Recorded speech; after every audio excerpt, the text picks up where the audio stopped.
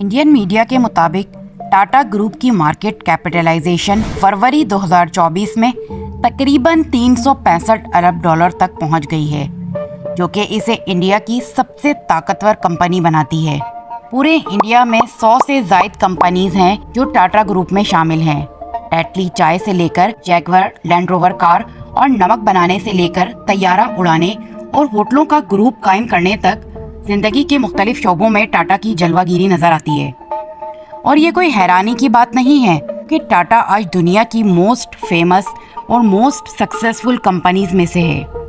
लेकिन ऐसा रातों रात नहीं हुआ, बल्कि इसे बनाने में पूरे 150 साल लगे। जी हाँ दोस्तों, बिल्कुल सही सुना आपने, पूरे 150 साल। तो आइए आज की वीडियो में जानते हैं इंडिया की सबसे पुरानी और मशहूर बिजनेस फैमिली के बारे में। तो वीडियो को मुकम्मल देखें और चैनल को सब्सक्राइब कर दें ताकि आपको नई वीडियो का नोटिफिकेशन मिल सके। जमशेदजी नौसरवानजी टाटा 3 मार्च 1839 को जुनूबी गुजरात के एक शहर नौसारी में नौसरवानजी टाटा और जीवनबाई टाटा के यहाँ पैदा हुए थे। जमशेदजी टाटा और इसका कुंबा जरताश्ती या पारसियों के अक़लियती ग्रुप का एक हिस्सा था, जो ईरान में ज़रतश्त शहरियों पर इस्लामी जुल्म सितम से भागकर हिंदुस्तान आया था। इनके वालिद नौसरवानजी पारसी ज़रतश्तरीन पुजारियों के एक ख़ानदान में पहले ताजिर थे।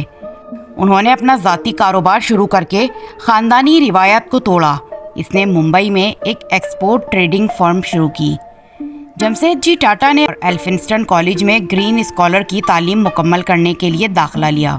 1858 में बम्बई के एल्फिंस्टन कॉलेज से फारिग होने के बाद उन्होंने अपने वालिद की एक्सपोर्ट ट्रेडिंग फर्म ज्वाइन की। जमशेदजी टाटा के वालिद इस कारोबार को मज़ीद बढ़ाना चाहते थे, लिहाजा उन्होंने जमशेदजी टाटा को चाइना भेज दिया ताकि वहाँ के कारोबार और तिजारत के बारे में तफसीलात सीख सकें। जब टाटा ने चाइना के आसपास सफ़र किया तो इसे ये एहसास होने लगा कि कपास की सनत में तिजारत उरूज पर है और एक बहुत बड़ा मुनाफा कमाने का मौका मौजूद है। इसने इसके कारोबारी कैरियर को नई डिमेंशन दी और फिर इसने अपनी ज़िंदगी भर कॉटन मिलों में सबसे ज़्यादा सरमायाकारी की। फिर 1861 में अमरीकी खाना जंगी शुरू हुई। बिलावास्ता तौर पर यह जमशेदजी के कारोबार के लिए अच्छी खबर थी। इससे पहले इंग्लैंड अपना ज़्यादातर कपास का खाम माल अमेरिका से दरामद करता था, लेकिन खाना जंगी के बाइस इसकी सप्लाई बंद कर दी गई। जमशेदजी ने इस मौके का फ़ायदा उठाया और इनकी तरफ से फराहम करदा कपास के दाम दुगने कर दिए, क्योंकि इंग्लैंड के पास हिंदुस्तान से रुई दरामद करने के अलावा कोई चारा नहीं था। इस दौरान उन्होंने लंदन में अपना दफ्तर कायम किया और वहाँ से काम किया। इसने अगले 4 सालों में बहुत ज़्यादा मुनाफा कमाया, लेकिन 4 साल बाद अमरीकी खाना जंगी ख़त्म हो गई और अमेरिका से सप्लाई दोबारा शुरू हो गई। इसका टाटा के कारोबार पर बुरा असर पड़ा, जिसने इनको काफ़ी नुकसान पहुंचाया। सरमायाकारों ने इसे अपनी सरमायाकारी पर मुनाफे के लिए परेशान करना शुरू कर दिया, लेकिन जमशेदजी साबित कदम रहे। उन्होंने इस बात को यकीनी बनाने का वादा किया कि तमाम सरमायाकारों को इनका मुनाफा मिलेगा और बस कुछ वक्त मांगा। सरमायाकारों ने इसकी ईमानदारी को देखा और इसे काम जारी रखने की इजाज़त दी।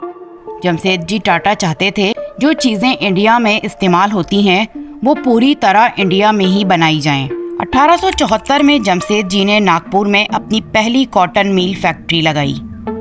कपास की तिजारत से आगे बढ़ने और कपास की पैदावार के कारोबार में दाखिल होने का ये इनका पहला तजर्बा था। इसने देखा कि नागपुर के इस कॉटन मिल में काम करने वाले मजदूर बहुत सुस्त थे और अपने काम को सीरियस नहीं लेते थे। आए दिन बगैर किसी वजह के छुट्टियां करते थे, जिससे कंपनी की प्रोग्रेस पर भी अच्छा खासा फर्क पड़ रहा था। लेकिन इस सिचुएशन में उन्होंने वर्कर्स को काम से निकालने की धमकी देने या इन पर सख्ती करने के बजाय वर्कर्स के लिए नई पॉलिसियां मुतारिफ कराईं। इसने इनके लिए जनरल प्रोविडेंट फंड कायम किया, इस बात को यकीनी बनाने के लिए कि रिटायरमेंट के बाद भी इन मजदूरों को पेंशन मिलती रहे। इसके अलावा इसने एक इंश्योरेंस स्कीम शुरू की। अगर किसी कारकुन को हादसा पेश आता है तो हादसे से मुतालिक तिब्बी अखराजात कंपनी को बर्दाश्त करना होगी। यही नहीं, इसने फैमिली डे, स्पोर्ट डे भी शुरू किए। इनके 4 ख्वाब थे: आयरन और स्टील मैन्युफैक्चरिंग, एजुकेशन, ہوٹل اور ہائیڈرولک پلانٹ، لیکن صرف ہوٹل ہی وہ خواب تھا جسے وہ پورا ہوتے ہوئے دیکھ سکے۔ کہا جاتا ہے کہ 19ویں صدی کے آخر میں ٹاٹا کے بانی جمشید جی ٹاٹا کو ممبئی کے ایک مہنگے ہوٹل میں ان کی رنگت کی وجہ سے داخل ہونے سے روک دیا گیا تھا۔ جمشید جی پر اس واقعے کا بہت گہرا اثر ہوا اور انہوں نے فیصلہ کیا کہ وہ اس ہوٹل سے بہت بہتر ہوٹل بنائیں گے جس میں ہندوستانی شہریوں کو بھی آنے کی اجازت ہوگی۔ اس طرح 1903 میں ممبئی کے ساحل پر تاج ہوٹل کا قیام عمل میں آیا۔ یہ شہر کی پہلی عمارت تھی جس میں بجلی، امریکن پنکھے اور جرمن لفٹوں جیسی سہولیات فراہم کی گئی تھیں، اور اس میں انگریز شیف کام کرتے تھے۔ اب اس کی شاخیں انڈیا، امریکہ اور برطانیہ سمیت 9 ممالک میں ہیں۔ ان کا سب سے بڑا خواب اسٹیل کا کارخانہ بنانا تھا، لیکن وہ اس خواب کی تعبیر سے پہلے ہی وفات پا گئے۔ لیکن پھر ان کے بیٹے دوراب جی نے ان کی وفات کے بعد اپنے والد کا خواب پورا کیا، اور 1907 میں ٹاٹا اسٹیل نے پیداوار شروع کر دی، اور اس طرح ہندوستان ایشیا کا پہلا ملک بن گیا جہاں اسٹیل کا کارخانہ تھا۔ اس کارخانے کے گرد ایک شہر آباد ہوا جسے جمشید پور کا نام دیا گیا، اور یہ آج انڈیا کی اسٹیل سٹی کے نام سے جانا جاتا ہے۔ ٹاٹا نے کسی قانون کی پابندی کے بغیر خود ہی اپنے ملازمین کی ویلفیئر کے لیے پالیسیاں متعارف کرائیں، جن میں 1877 میں پینشن، 1912 میں 8 گھنٹے کام کے اوقات شامل ہیں۔ ان پالیسیوں کو آج تک دنیا بھر میں فالو کیا جاتا ہے۔ ٹاٹا خاندان کے ایک اور فرد JRD ٹاٹا 1938 میں 34 سال کی عمر میں کمپنی کے چیئرمین بنے اور تقریباً نصف صدی تک اس عہدے پر فائز رہے۔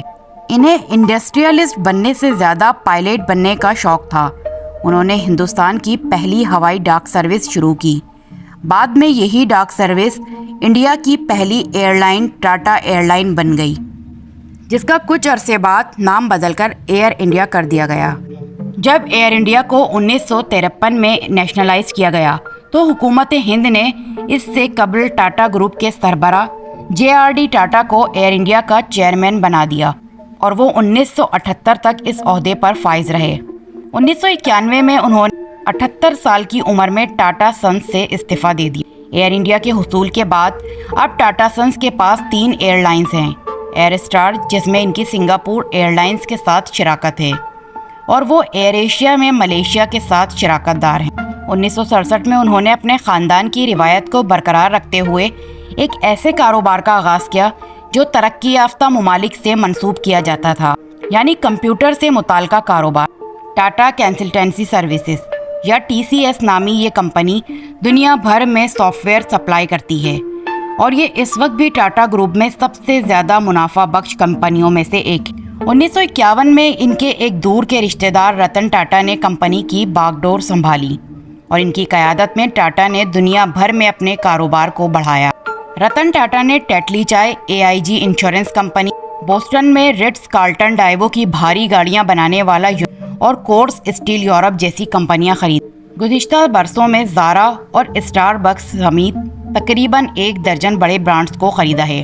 انڈیا لمیٹڈ کے مینیجنگ ڈائریکٹر ناگیش تلوانی نے BBC سے بات کرتے ہوئے کہا، ٹاٹا کی ترقی کی بڑی وجہ اس کا ایتھیکل، فیئر اینڈ شفاف طرز عمل ہے، جو ملازمین کے ساتھ مضبوط رابطہ پیدا کرتا ہے، ان کے ساتھ عہد کو پورا کرتا ہے۔